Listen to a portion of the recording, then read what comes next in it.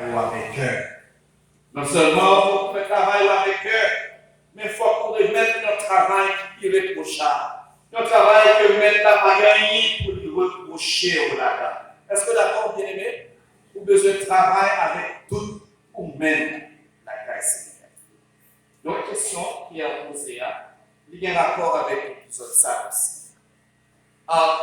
Pierre dit, voici, nous avons tout quitté. Et ils ont quitté tout ça, ils ont gagné. Vraiment. Et là, on lit dans Matthieu chapitre 4, les versets 18 et 19, côté Pierre et son frère André, ils ont été rencontrés avec Jésus. La Bible a dit qu'ils jetaient, ces deux hommes jetaient un filet dans la mer car ils étaient pécheurs. Jésus leur dit, suivez-moi et je vous ferai pécheurs d'hommes. Aussitôt, ils laissèrent les filets et le suivirent. Ils n'ont pas questionné, ils n'ont pas posé question. Ils ont quitté les filets. Ils ont quitté peut-être tout ça qui est dans le filet. Ils ont quitté les poissons, l'argent, les ressources qu'ils étaient capables de joindre comme bagage. Ils ont quitté tout bagage pour venir joindre Jésus. Ils ont venir joindre Jésus, j'ai fait. Et deuxième manière, vous remarquez dans la déclaration Pierre, il dit, nous t'avons suivi.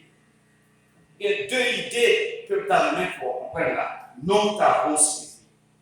Quitter sans suivre Christ, c'est inutile. Ceux qui te sont rien pour pas suivre Jésus, c'est la remède sur la terre. C'est comme on t'a dit, c'est une repentance qui sans foi. Mais suivre Christ sans rien quitter, c'est impossible. Ou pas qu'à suivre Christ sans pas quitter. Il y a des bagages pour qui? Pour quitter. C'est deux bagages que je connais. Donc, quitter sans suivre Christ, c'est inutile.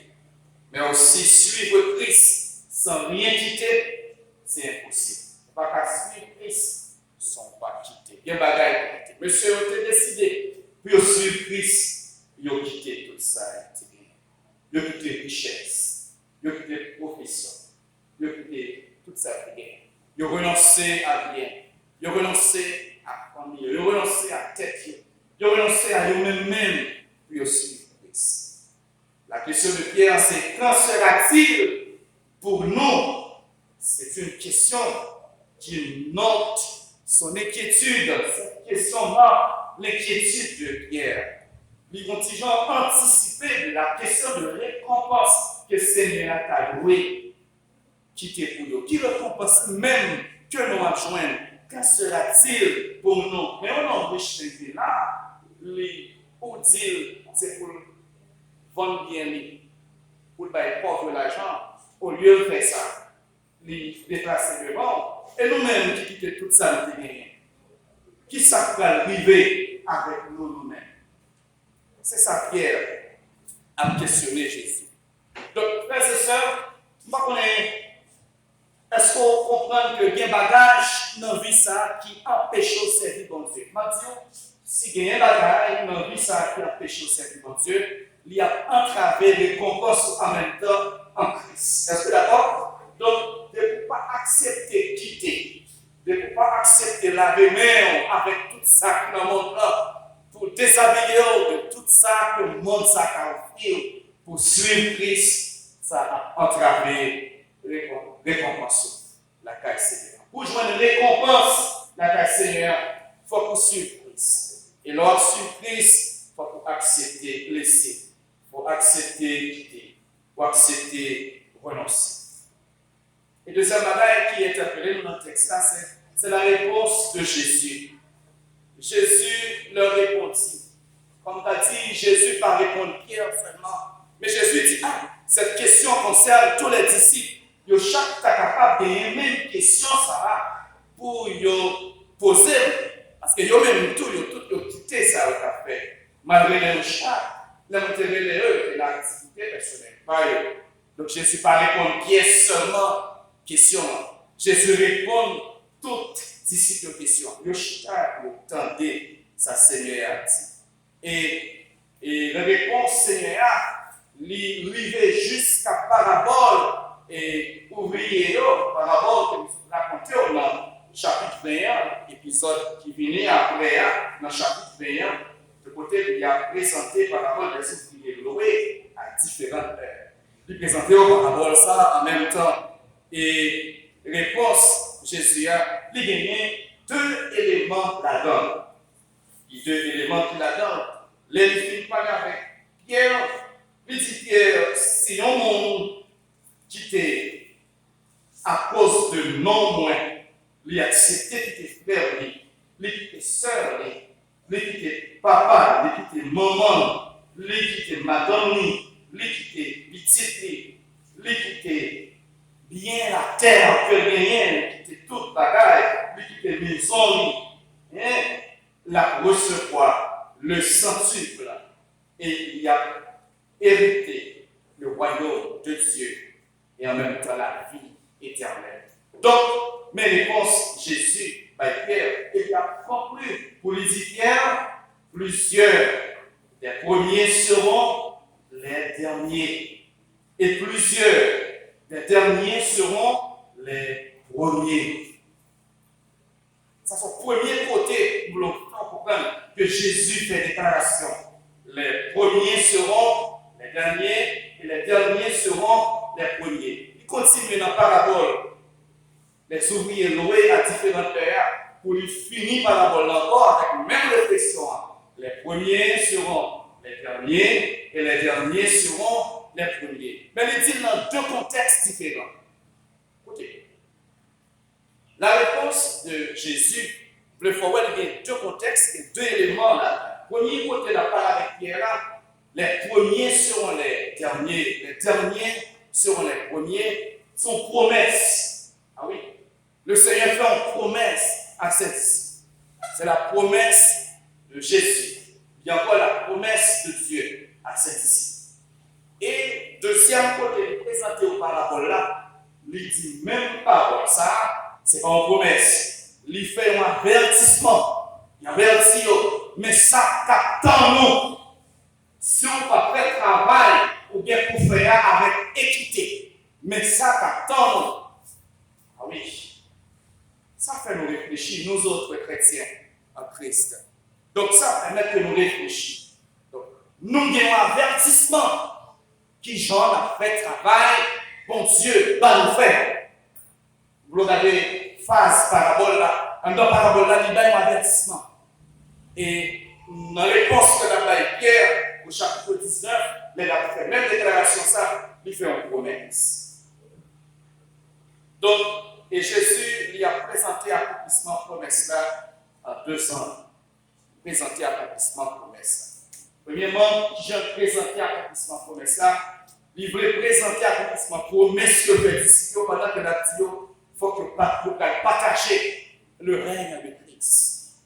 Il faut partager le règne de Christ. Et promesse ça, il est adressé à tout le monde qui a suivi Christ. Et nous-mêmes qui a suivi Christ, nous-mêmes qui renonçons à tout ça, nous gagnons. Pour nous suivre Christ, nous gagnons pour nous partager le règne de Christ. On va dire l'histoire éternelle, hein? L'histoire éternelle, nous gagnons pour nous partager le règne de Christ. C'est intéressant. Il a dit dans Apocalypse 3, verset 21, celui qui vaincra, je le ferai asseoir avec moi sur mon trône. Comme moi j'ai vécu, et je me suis assis avec mon Père sur son trône. Monde qui luttait jusqu'à la fin. Monde qui goumait, monde qui était avec Jésus. Écoutez, monde qui était là, attaché fidèlement avec les là. Il y a des chita sous trône avec qui est? Avec Seigneur. Nous qui pour nos chita, frères et sœurs, sur le trône de Dieu, à sa droite. Nous qui pour nos chita sur le trône de Dieu. Mais c'est le monde qui goumait. C'est le monde qui travaille. C'est le monde qui était attaché au service de Dieu. Ce n'est pas le monde qui a commencé aujourd'hui et puis demain, si Dieu veut, lui dit moi-même, fais pas déjà et puis camper. Non! sa Bible a dit, c'est une réalité. C'est une réalité. La privée quand même. Les premiers seront les derniers. Et les derniers seront les premiers. Évitez vous-même qui t'a commencé longtemps. Qui campait la route. Évitez pour ne pas passer les derniers. Parce que c'est une vérité absolue. La Bible n'a pas menti. La parole de Dieu est certaine et absolue. Il est réel. Donc, il dit, monde qui gourmet jusqu'à la fin. C'est le monde qui a été chita, soutenant avec moi. Dans le dernier temps, dans le dernier jour, pour juger la nation, juger le monde, mais bien pour chita sur le trône. Okay. Et Jésus-Christ a identifié une période qui l'aide à la ça a commencé. Il dit période là. Il dit, je vous le dis en vérité. Chapitre 19, verset 28. Quand le Fils de l'homme, au renouvellement de toutes choses, sera assis sur le trône de sa gloire. Quand le Fils de l'homme, au renouvellement, mais qu'il est dans ça, bien pour commencer. Le renouvellement de toutes choses, ça fait réfléchir sur le concept ça, ou bien l'expression ça. Le renouvellement de toutes choses. Le renouvellement de toutes choses, il commençait avec la résurrection de Christ d'entre les morts. Oui. Le renouvellement de toutes choses, il commençait avec la résurrection de Christ d'entre les morts. Et il va achever en même temps avec la résurrection finale des élus pour le ciel. Ah oui. Mais oui. Renouvellement de toutes choses que Jésus t'a dit, disciples, ce n'est pas un bagage qui peut faire. Qui l'a commencé? Il a commencé le Seigneur mourir, il a enterré, et puis il ressuscité. Immédiatement, Christ ressuscité, le renouvellement de toutes choses a commencé.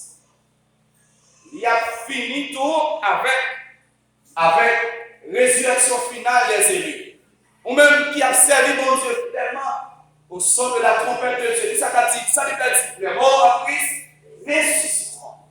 Les gens qui vivent en eux, ça veut dire avec eux, qui en Christ, ils ont gagné pour les transformer dans un corps incorruptible, glorieux à la rencontre du Seigneur dans les airs.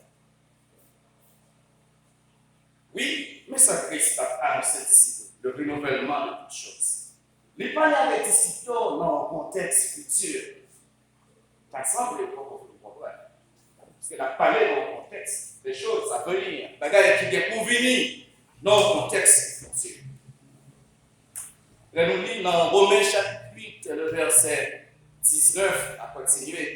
Il dit aussi la création attend-elle avec un ardent désir la révélation des fils de Dieu.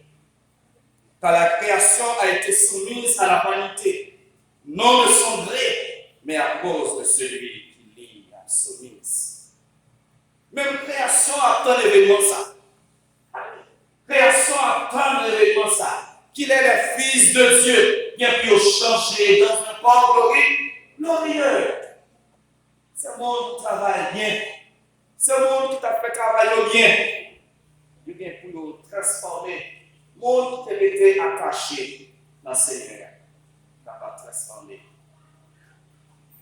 Et pour partager rien, c'est pour suivre Christ. C'est pour suivre Christ. Parce que Jésus dit, il y a un bagage qui clair, il dit, vous qui m'avez suivi, vous serez de même assis sur 12 trônes. Et vous jugerez les 12 tribus d'Israël. Ça, il dit, disciples de la parole avec nous. Nous-mêmes, qui a suivi nous, nous gagnons pour nous chita sur combien de trônes? 12 trônes. Et nous gagnons pour nous juger les 12 tribus d'Israël. Le mot 12, ce n'est pas 12 trônes, c'est un petit peu symbolique. Ce n'est pas 12 trônes en réalité. Mais nous gagnons pour nous chita sur le trône de Dieu, pour nous juger le monde. Juger le monde. Juger le monde. Mais qui est ce monde ça, il est clair, la parole là, il dit c'est le monde qui t'a suivi Christ fidèlement. Le monde qui a suivi Christ fidèlement. De gagner pour suivre le chita sur 12 trônes et puis juger les 12 tribus d'Israël. Cette parole n'est pas littérale. Cette parole n'est pas littérale. Cette parole est symbolique. Elle n'est pas littérale. Ce n'est pas tous trop en réalité. Nous serons assis sur le trône de Dieu pour juger le monde.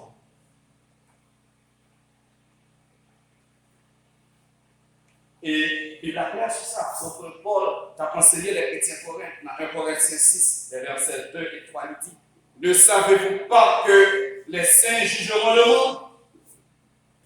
Et si ce n'était pas le monde, et si c'est par vous que le monde est jugé, les saints viennent pour juger le monde.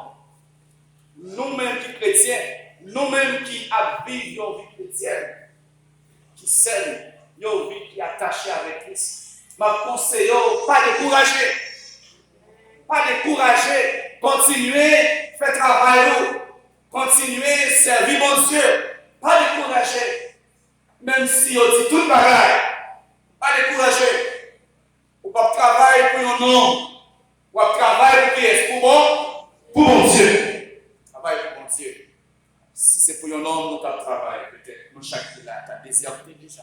Nous sommes capables de décourager déjà. Mais heureusement, nous avons cette espérance de la vie éternelle. Nous pas travailler pour un homme. Nous travaillons pour qu'il reste. Pour bon Dieu. Nous ne pas décourager. Nous gagnons pour nous partager le trône de Dieu, le royaume de Dieu. Non seulement pour partager le trône de Dieu, on peut partager également les souffrances de Dieu. Et ça, Seigneur, qui t'en réserve, pour côté, monsieur. Allez la parler avec eux. Avant le trône, il y a la croix. Pas de trône sans la croix. Écoutez, pas de trône sans la croix. Ou pas qu'arriver dans le trône de Dieu sans pas passer dans le chemin de croix. Ah oui. Quel que soit le monde qui a suivi Christ, qui s'est dit, c'est pour renoncer à eux-mêmes et c'est pour charger de croix sur Christ. Pas de trône sans croix. C'est trop facile. La guerre est trop facile. Renoncer à eux-mêmes. D'accord. Enfin, renoncer à eux-mêmes et pour charger de croix pour suivre Christ. Bien-aimé, êtes-vous prêts à payer le prix du calvaire? Christ l'a déjà payé, le prix du calvaire. Mais nous-mêmes tout, pas gagner trône sans ne pas passer par tribulation calvaire en même temps. Ça n'a vu, je dis, c'est un calvaire. Ah oui. Tribulation à vie, je dis, c'est un calvaire. Pas gagner trône sans la croix. Si vous découragez la donne, ou fini.